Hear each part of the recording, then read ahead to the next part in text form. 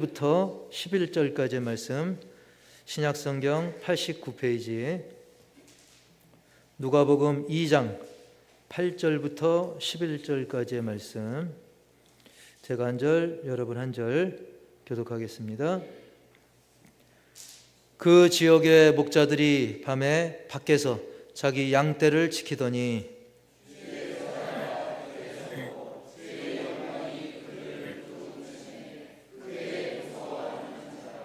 천사가 이르되 무서워하지 말라. 보라, 내가 온 백성에게 미칠 큰 기쁨의 좋은 소식을 너희에게 전하노라.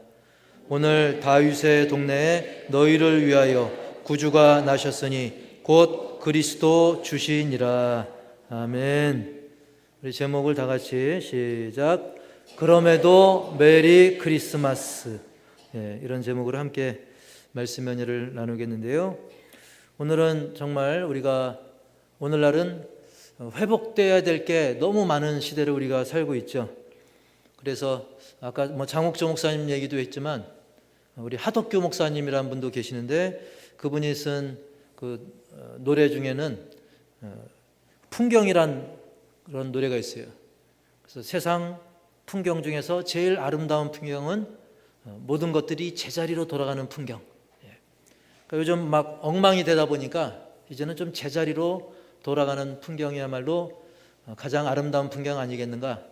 벌써 오래전에 만들었던 노래인데요. 그 노래가 떠올랐습니다. 물론 과거에 비하면 오늘날 너무나 살기 좋아진 시대죠.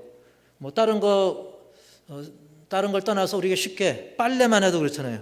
빨래만 해도 지금 북한이라든지 저 좀 못 사는 나라들 보면 아직도 강가에서 또 시냇가에서 막 일일이 손빨래 하는 경우도 지금도 볼 수가 있습니다. 그리고 옛날에는 우리나라도 막 일일이 관공서 다 다녀야 됐잖아요. 일 보려고 하면. 그러나 지금은 뭐로 되게 마무리를 합니까? 일을? 휴대폰 하나로 일 처리 거의 다 합니다. 어지간하면 휴대폰 가지고 일 처리를 거의 다 하고, 은행도 그렇죠. 은행도 들 가고. 하지만 이렇게 나라는 발전하고 여러 가지 편해졌지만 올해 2025년 세계 행복지수라고 있어요. 세계 행복지수. 거기 보니까 한국이 그 경제력에 비해서는 이 행복지수가 굉장히 떨어지더라고요. 거기 조사를 200여 개국 중에서 147개국을 조사를 했는데 막 전쟁이 끊이지 않는 이스라엘도 8위나 하고 있더라고요. 그리고 우리보다 못 사는 멕시코도 10위, 또 이름이 생소한 리투아니아 16위, 또 슬로베니아도 19위, 그리고 아니 이런 나라도 있었나 하는 이름도 잘 모르는 벨리즈란 나라도 있고요, 코소보란 나라도 있고, 또 몰타라는 나라도 있어요. 다 25위, 29위, 48위. 오만 같은 경우는 우리가 잊고 살다가 아시아 예선할 때 가끔 만나서 오만 하고 기억하는 나라죠. 우리나라보다 훨씬 못 삽니다. 그런데도 순위는 오히려 앞에 있습니다. 그리고 다음 페이지 넘겨보면 우리가 늘 궁금한 일본. 일본 우리랑 거기서 거기입니다. 피카피카하죠. 보스니아 56이고 우리보다 못 사는 필리핀도 57인데 우리는 필리핀 다음이더라고요. 행복지수 58위. 그리고 최하위가 147위 아프가니스탄인데요. 그래서 우리나라 보면 경제력에 비하면 우리 경제 규모가 2025년도에 경제 규모 순위는 대한민국이 12위를 합니다. 12위인데 행복지수 순위는 58위. 그러니까 중간에서 약간 앞선 정도, 그렇게 아쉬운 순위를 하고 있는데 그렇습니다. 우리가 지금 굉장히 살기 편해지고 좋아지고, 그리고 우리가 잘 쓰는 이 카톡이 없다가 없던 시대, 또 카톡이 있는 시대 하면 전과 후로 나뉠 정도로 굉장히 이 카톡이라는 것을 굉장히 편하게 쓰고 있죠. 사진도 주고받고 대화도 하고. 근데 그게 좋고 편한 만큼 부작용도 있어요. 왜? 어떤 직장에서 이제 공동 카톡을 하면서 일 끝나고 집에 왔는데도 카톡, 부장님한테, 차장님한테, 그러면 일이 끝나도 끝난 게 아닌 게 되는 거예요. 이 카톡 때문에. 그리고 인간관계도 좀 거리를 두고 싶어도 또 이 카톡 때문에 이 또 족쇄가 될 때도 있어요. 그리고 이 단체방이 있어가지고 거기서 뭐 따돌림의 대상이 되고 어린이 청소년들 중에 또 카톡 때문에 또 학대받는 경우도 있고, 심지어는 이 카톡을 이용한 사기 사건도 많이 벌어지고 있습니다. 이렇게 편한 만큼 여러 가지 부작용과 악이 성행을 하고 있는데, 그러다 보니까 지금 이 시대는 오죽하면 그 불편했었지만 그래도 옛날이 그립다 또는 옛날이 좋았다라는 그 말을 할 정도로 지금 모든 면이 힘겨워진 시대를 우리가 살고 있죠. 자연은 점점 더 오염되고 파괴되고 전쟁이 극심해지고 뭐 도덕윤리, 가족관계, 인간관계 더 심각해지고 있어가지고 사실은 이런 많은 것들이 제자리를 찾기를, 많은 것들이 회복되기를 모두가 바라지만 쉽지 않죠. 쉽지 않은 정도가 아니라 너무나 어렵습니다. 그렇다고 한다면 우리 신자들도 우리의 신앙생활을 돌아보면서 과연 나의 신앙생활, 우리 교회 공동체의 신앙생활 중에서 회복해야 될 게 뭐가 있을까? 여러분, 뭐가 회복이 되어야 될까요? 물론 사명이 회복되어야 됩니다. 뭐 기도가 회복되어야 됩니다. 믿음이 회복되어야 됩니다. 너무 광범위하게 굉장히 많고 또 막연한 부분도 있죠. 그래서 회복되어야 될 게 물론 너무나 많지만 그 중에서 구체적이고 단순한 거 그냥 한 가지를 꼽자고 한다면, 물론 사람마다 다 기준은 많겠지만 여러 가지 중에 또 이 크리스마스에 맞춰가지고 그 기쁨이라고 하는 것도 그 중요한 것들 중에 하나라고 생각을 합니다. 따라서 해볼까요? 기쁨의 회복. 여러분 가운데 기쁨이 회복되길 축복합니다. 그래서 본인들 스스로 생각하기에 나 옛날보다 기쁨이 덜한 것 같아, 나 웃음을 좀 많이 잃은 것 같아 하면 오늘 말씀을 통해 가지고 기쁨이 넘치도록 회복되길 축복합니다. 사실 우리 예수를 믿는다고 하면 당연히 그 기쁨이 있어야 돼요. 우리가 전도할 때도 그런 얘기 하잖아요. 예수 안에 기쁨이 있습니다, 예수님 안에 소망이 있습니다 라고 하는데 얼굴에, 본인은 그렇게 말하는 신자의 얼굴에 뭔가 어두운 그림자가 느껴지고 심지어는 막 표정 자체가 곤란 표정으로 변해 있다고 한다면 이 얼마나 말이 안 되는 일이겠습니까? 예수님 때문에 우리가 구원의 확신, 영생의 확신이 있다고 한다면 당연히 기쁨이 있는 정도를 넘어서서 기쁨이 충만해야 될 줄 믿습니다. 그래서 우리가 잘 아시듯이 뭐 데살로니가전서 5장 16절에도 항상 기뻐하라고 말씀하면서 계속 구절이 이어지고 나중에 그것이 하나님의 뜻이라고 말씀하잖아요. 우리가 항상 기뻐하는 것이 하나님의 뜻인 거예요. 그런 신자들이 모여있는 교회는 더욱더 기쁨이 넘치는 게 당연한 것입니다. 그리고 우리가 흩어져서도 세상에 나가서도 그 기쁨을 뿌려야 되는 것이죠. 게다가 날마다 기뻐하고 항상 범사에 감사하고 기뻐해야 되는데 더구나 예수님 나신 날이라고 한다면 기쁨이 더 넘쳐야 될 줄 믿습니다. 세상에서도 우리가 뭐 보통 사람들도 생일날이면 뭐 기쁜 시간을 갖잖아요. 근데 그 중에서도 특별한 어떤 위인의 어떤 생일이다, 또는 우상신, 거짓신이지만 그 우상신의 생일조차도 사람들이 막 기쁘다 못해 막 열광의 도가니가 펼쳐지는 것을 우리가 볼 수가 있어요. 막 축제, 막 열광하고 기쁨이 막 넘치죠. 그런데 그들과도 비교할 수 없는, 그들과 그런 거짓신과 비교할 수 없는 지존하신, 지극히 존귀하신 예수님의 생일에 기쁨이 넘치는 게 당연한 거예요. 근데 우리가 이번 성탄에는 이렇게 하나 저렇게 하나 이렇게 근심한다면 말이 안 되죠. 사랑하는 성도 여러분, 예수님은 저와 여러분을 위해서 이 땅에 오신 줄 믿습니다. 그날이 바로 크리스마스로 우리가 기념하는 거 아닙니까?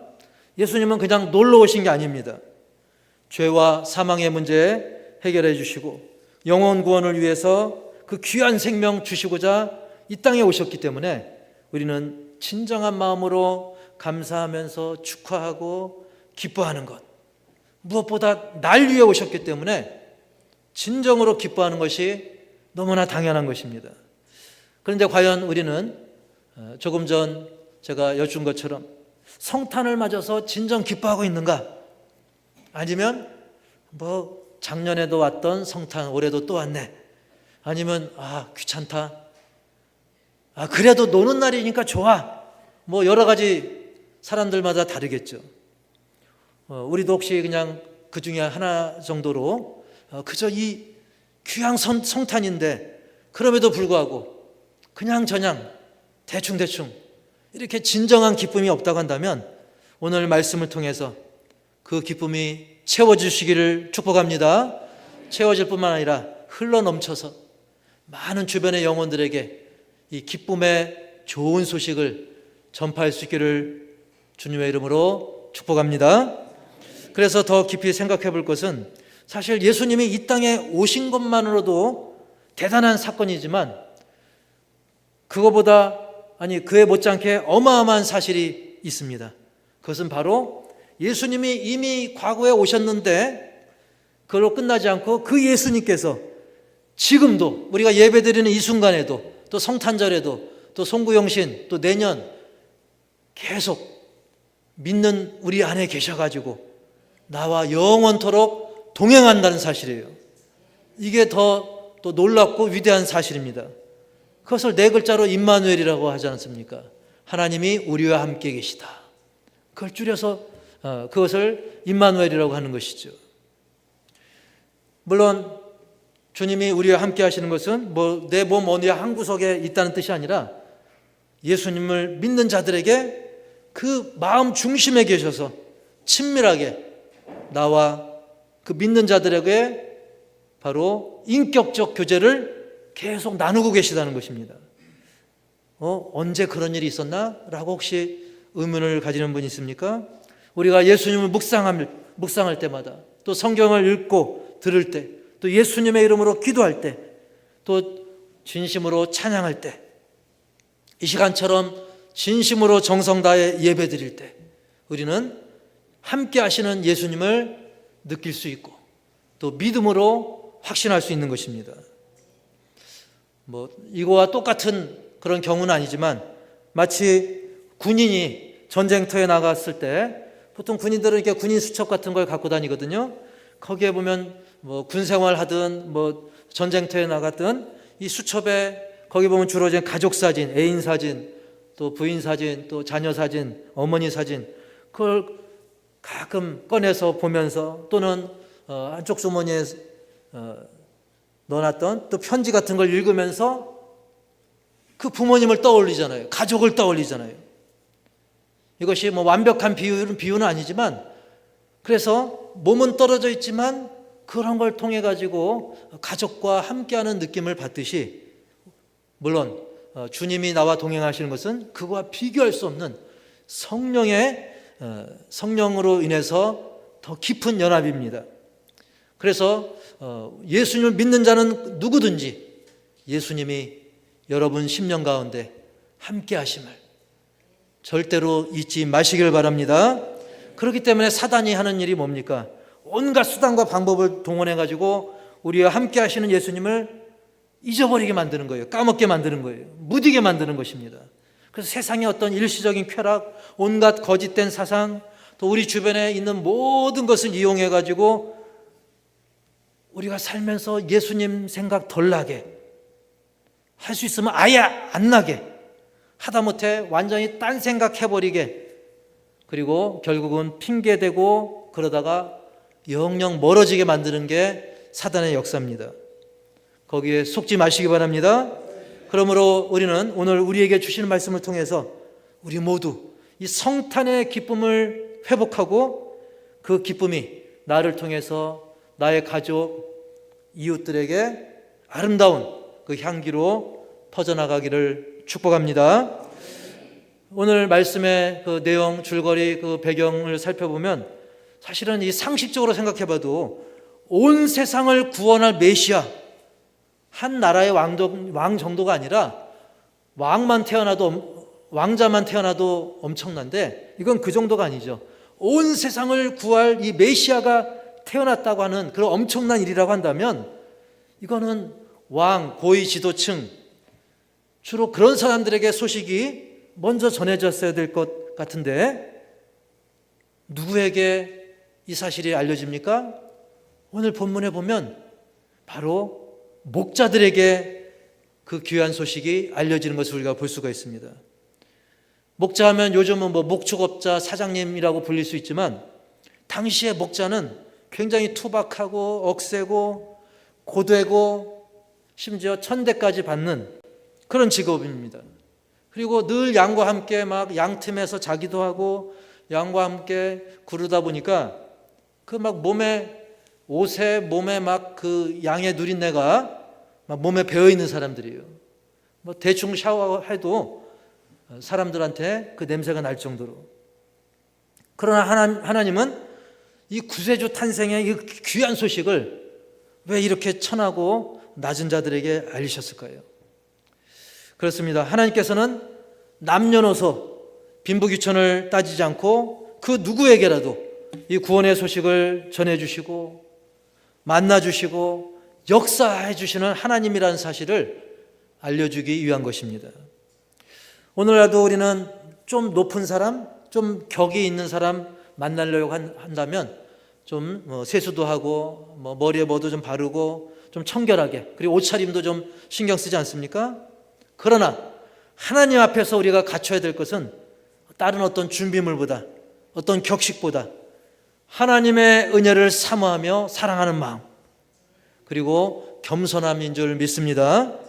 그래서 하나님께서는 어떤 교만한 왕이나 막 머릿속으로 계산이 복잡한 정치 지도자, 그리고 형식에 얽매인 종교 지도자, 고위 관리, 어떤 부자들, 그런 사람들보다는 전혀 예상하지 못했던 그 낮고 천한 사람들에게 구세주 탄생을 알리시고 먼저 만나주신 것입니다. 그래서 우리가 8절 한번 다시 읽어볼까요? 8절 시작.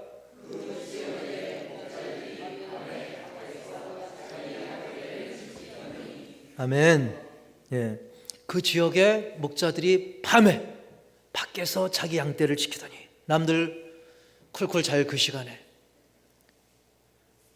그들에게 먼저 이 큰 기쁨의 좋은 소식이 전파된 거예요. 10절도 읽어보겠습니다. 시작. 천사가 이르되 무서워하지 말라. 보라, 내가 온 백성에게 미칠 큰 기쁨의 좋은 소식을 너희에게 전하노라. 아멘. 어떤 소식이냐면 좋은 소식, 기쁨의 좋은 소식. 그냥 기쁨이 아니고 큰 기쁨. 근데 이것이 일부에게 아니라 온 백성에게 미칠 큰 기쁨의 이토록 좋은 소식을 바로 이 목자들이 전해 듣게 되었던 것입니다. 게다가 마침 그들이 지키고 있던 그 양은 온 인류 구원을 위해서 자신을 속죄양으로 바치실 그 예수님과도 그 의미가 딱 들어맞지 않습니까? 그리고 이 목자들 외에도 일찍 소식을 접한 그런 사람들이 있는데요. 박사 중에 어떤 박사라고 표현하죠? 성경에? 예, 동방박사. 예. 동방박사들의 경우 물론 그들의 어떤 학식이나 지식은 뭐 대단할 수 있겠지만 사실은 이방인들 아닙니까? 이방인들. 지금이야 뭐 외국 사람들에 대해서 뭐 큰 거부감이 덜한 시대를 우리가 살고 있지만 당시 그 특히 유대인들에게 있어서 그 이방인은 한마디로 멸망당할 짐승 취급을 하던 그런 시대였어요. 그럼에도 불구하고 그들은 진심으로 메시아를 대망했고요, 하나님의 인도하심으로 아기 예수님을 만나서 경배까지 하게 되는 그런 복을 누리게 됩니다. 그리고 성경 읽다 보면 뭐 시몬도 나오고요, 나중에는 그 안나라고 하는 늙은 과부가 있습니다. 안나라고 하는 늙은 과부, 그 역시 간절한 기도의 응답으로 메시아의 소식을 또 전할 수 있는 그 특권을 누리게 되죠. 누가복음 2장 37절 시작. 과부가 되고 84세가 되었더라. 이 사람이 성전을 떠나지 아니하고 주야로 금식하며 기도함으로 섬기더니. 아멘. 요즘에 뭐 과부라고 해도 크게 뭐 천시하지 않지만 지금과는 다르게 그때는 그 소외 계층에 속해 있습니다. 그랬던 이 늙은 과부였던 안나는 간절한 마음으로 이 메시아의 탄생을 사모하고 그야말로 정말 주야로 금식하고 기도하는 교회 중심의 삶을 살다가 귀하신 그 예수님 탄생의 증인이 되었던 것입니다. 어쨌든 쭉 살펴보면 되게 낮고 천하고 좀 소외받는 그런 위치에 있었지만 위대하신 예수님, 그 메시아 예수님을 만나고 또 전할 수 있는 큰 기쁨을 누렸어요. 그리고 그들의 이러한 일들이 무려 2000년 이상이 지난 지금까지도 성경을 통해 우리에게 전해지고 읽혀지고 설교되어져서 은혜를 끼치고 부러움의 대상이 되기도 하는 것입니다. 지금 우리도 마찬가지입니다. 다른 어떤 조건들, 빈부귀천, 남녀노소, 우리가 성도들 간에 저 사람은 잘 사는데 저 사람은 더 인기가 많은데 그게 중요한 게 아닙니다. 우리 주님은 빈부귀천, 남녀노소를 초월해서 오직 믿음으로, 오직 그 은혜로 그 구원의 참 기쁨을 누리는 길과 진리, 생명이 되시는 줄 분명히 믿습니다. 그래서 날 위해 죽으시고 부활하신 예수님이 우리와 항상 동행하시기 때문에, 즉 임마누엘 하시기 때문에 우리는 기뻐하지 않을 수가 없는 거예요. 그래서 우리는 항상 1년 동안 1년 365일 날마다 기뻐하는 중에서 또 특히 예수님의 나신 날을 기념하는 성탄을 맞이했기 때문에 우리는 물론 주변의 상황이 또 요즘에 돌아가는 사정들이 아무리 뭐 골치 아프고 정신없고 피곤하다 할지라도 그럼에도 불구하고 우리는 메리 크리스마스라고 하며 그 기쁨을 진심으로 우러나면서 표현할 수 있는 거예요. 우리가 2000년 전으로 돌아가 보면 예수님 태어날 당시에 그 시대 상황이 좋았습니까? 안 좋았습니까? 그때 로마의 압제를 받고 있었고 많은 가난과 고난이 있었죠. 또 핍박 환란이 있었죠. 그럼에도 불구하고 감사가 넘치고 은혜가 넘치고 기쁨이 넘쳤던 거예요. 이는 지금도 마찬가지입니다. 그 기쁨과 은혜는 지금도 마찬가지를 넘어서 지금은 그 은혜와 기쁨이 더하다고 할 수 있어요. 왜냐하면 그들은 예수님이 탄생하시고 얼마 안 돼서 죽은 사람도 있어요. 그리고 예수님 죽으신 것까지만 본 사람도 있어요. 물론 부활을 본 사람도 있지만 우리는 어디까지 합니까? 우리는 예수님이 탄생하셨다, 또 죽음을 당하셨다, 부활하셨다, 승천하셨다, 그 이후에 복음이 확장되고 대한민국에 이르기까지 그 복음이 확장되고 앞으로도 계속 확장되어가는 그 모습들을 우리는 더 폭넓게, 더 풍성히 누리고 있는 것입니다.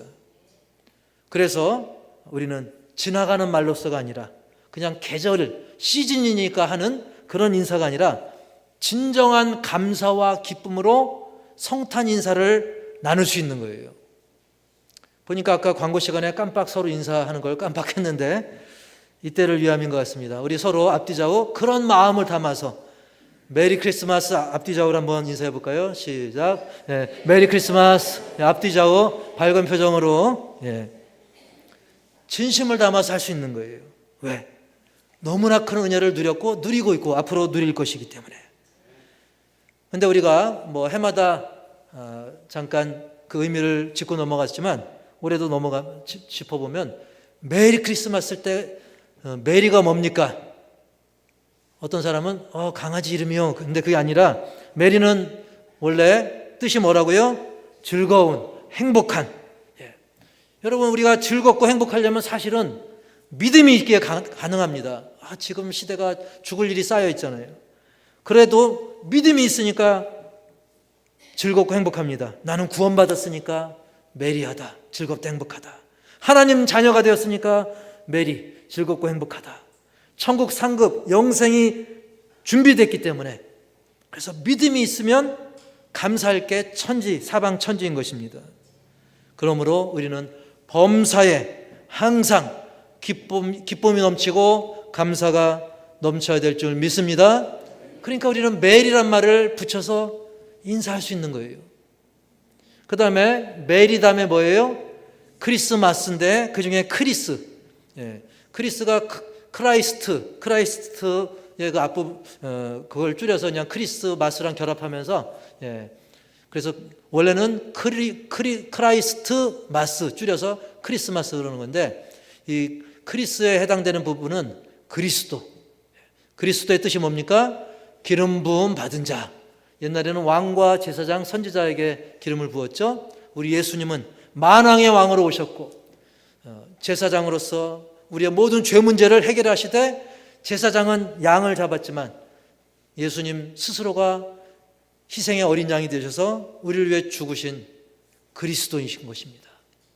그리고 선지자의 뜻이 있는데, 진리, 참 지식을, 하늘의 지식을 알려주는 사람이 선지자인데, 예수님은 본인 자체가 진리이시고 또 하나님의 진리를 널리 전하신 것이죠. 그래서 사실은 이 크리스마스의 주인공은 그리스도인 것입니다. 그런데 사람들은 어떻게 합니까? 실컷 즐기고 누구 생일인지 잊어버려요. 그냥 오늘 그냥 뭐 성탄절이니까 실컷 즐기고, 근데 누구 생일이더라? 바로 크라이스트, 그리스도. 그래서 이 성탄절의 주인은, 그 중심은 예수님이라는 사실을 놓치지 말아야 되죠. 그 다음에 메리 크라이스트, 그 다음에 뭐예요? 마스. 마스가 뭐냐? 마스는 사실 어려운 뜻이 아니죠. 뜻이 뭐예요? 예배, 경배, 찬양. 그래서 천주교에서 미사라 그러죠. 미사도 마사, 미사도 마스, 그 같은 어원에서 나온 거예요. 그래서 마스는 예배, 경배란 뜻이에요. 그러니까 즐겁고 행복한 그리스도의 생일을 맞이해서 우리가 예배하고 찬양하고 경배하는 날, 그게 메리 크리스마스 그 인사에 담긴 그런 뜻인 것입니다. 사실 예수님을 찬양하고 경배하고 예배하는 성탄인데, 세상을 보면 어떻습니까? 그것을 핑계 삼아 놀고 물건 사고 팔고 막 매상 올리고 거기에 정신이 없죠. 하지만 적어도 우리 신자들은 진정한 마스, 진정한 예배, 진정한 경배, 진정한 찬양이 될 수 있도록. 근데 누구를 찬양하는 거예요? 우리 예수 그리스도를, 우리 하나님을 찬양할 수 있는 그런 메리 크리스마스가 되어야 되는 것입니다. 그래서 이 성탄절은 크리스마스, 메리 크리스마스, 즉 그리스도 예수님을 찬양하며 경배하는 그런 날이 되어야 됩니다. 그런데 사람들은 어떻습니까? 부모님 생일 축하합니다. 해피 버스데이 투 유. 부모님 생일 축하해요 하고 나서 며칠 있다가 고려장. 그렇게 하면 안 되는 거죠. 그런 것처럼 우리는 12월 25일 성탄절을 맞아 주님의 생일을 축하합니다, 그걸로 끝이 아니라 우리는 진심으로 그 이후의 삶도 주님을 섬기는 삶, 주님이 사랑하시는 그 이웃을 사랑하는 삶, 그것을 쭉 이어가면서 진정한 기쁨, 세상에 반짝하는 기쁨이 아니라 예수님으로 말미암는, 예수 믿음으로 말미암는 진정한 기쁨을 증거하는 것이야말로 예수님 받으실 만한 진정한 생일 선물이 될 줄 믿습니다.